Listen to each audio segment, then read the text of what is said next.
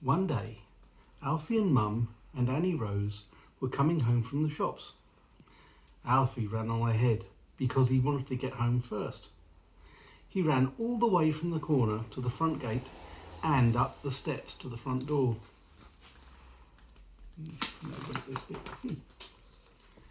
Then he sat on the top step and waited for the others. Along came Mum, pushing Annie Rose and the shopping. "I raced you," called Alfie. "I'm back first, so there." Annie Rose didn't care. She was tired. She sat back in her pushchair and sucked her thumb. Mum put the brake on the pushchair and left Annie Rose at the bottom of the steps while she lifted the basket of shopping up onto the top. Then she found the key and opened the front door. Alfie dashed in ahead of her. "I've won! I've won!" he shouted. Mum put the shopping down in the hall and went back down the steps to lift Annie Rose out of her pushchair. But what do you think Alfie did then? He gave the door a great big slam. Bang! Just like that. Then Mum was outside the door holding Annie Rose and Alfie was inside with the shopping. Mum's key was inside too. "Open the door, Alfie," said Mum. But Alfie didn't know how to open the door from the inside. The catch was too high up. Mum looked into the letterbox. "Try to reach the catch and turn it," she said. Alfie tried, but he couldn't quite reach it. "Can you put the key through the letterbox?" said Mum. But Alfie couldn't reach the letterbox either. Annie Rose was hungry as well as tired. She began to cry. Then Alfie began to cry too. He didn't like being all by himself on the wrong side of the door. Just then, Mrs. McNally came hurrying across the street to see what all the noise was about. She and Mum took it in turns to say encouraging things into the letterbox, but Alfie still couldn't open the door. "Go and fetch your little chair from the sitting room, and then you'll be able to reach the catch," said Mum. But Alfie didn't try to fetch his little chair.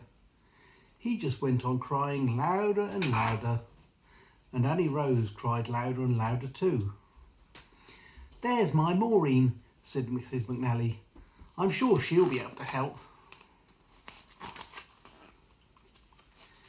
When he saw Mum and Annie Rose and Mrs. McNally and Mrs. McNally's Maureen all standing on the top step, I've missed a page. Excuse the bugger.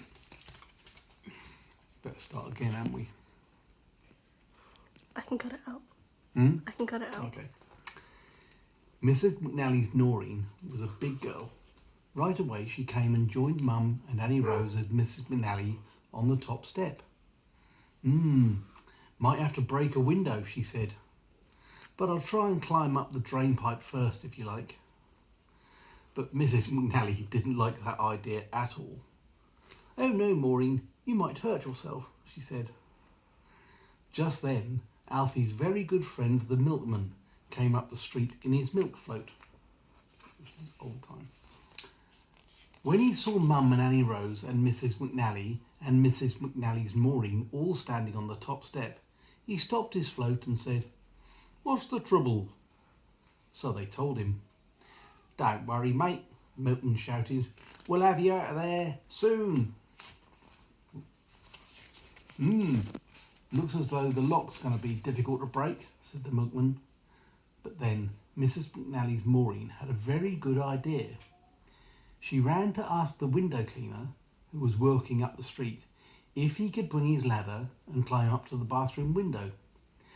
And of course, when the window cleaner heard about Alfie, he came hurrying along with his ladder as quickly as he could. Then Mum and Annie Rose and Mrs. McNally and Mrs. McNally's Maureen and the milkman all stood on the top step and watched while the window cleaner put his ladder up against the house. He started to climb up to the bathroom window, but when he was halfway up the ladder, what do you think happened? The front door suddenly opened and there was Alfie. He had managed to reach the catch and turn it like that after all. He was very pleased with himself. He opened the front door as wide as it would go and stood back grandly to let everybody in. Then the window cleaner came down from his ladder, and he and the milkman and Mrs. McNally's Maureen and Mrs. McNally and Annie Rose and Mum and Alfie all went into the kitchen and had tea together.